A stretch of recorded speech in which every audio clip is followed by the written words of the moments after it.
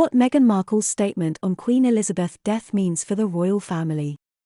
Meghan Markle is talking about the death of Queen Elizabeth II, calling her the most shining example of female leadership.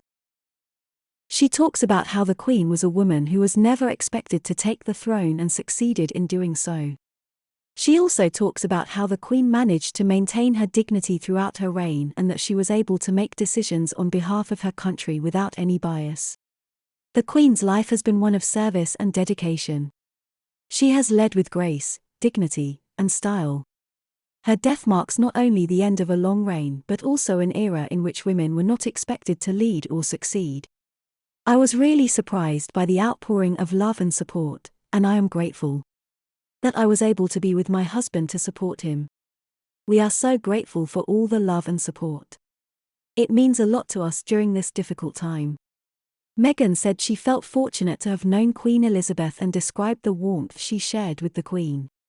Further in the interview, Meghan was asked to describe the biggest misconceptions she faced about herself. Her response is, "I think what happens, looking in from the outside, when there is this much noise, you become dehumanized.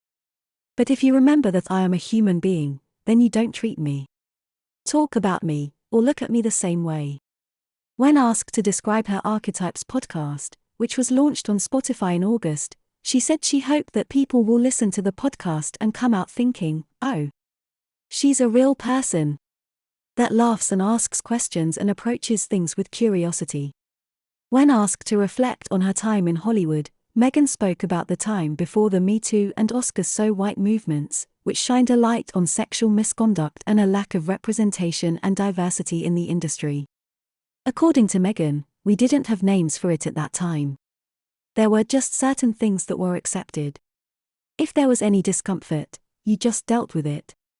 She said this period forced women to live with the idea of staying silent, not being disruptive, and not giving voice to the things that might create concern or discomfort.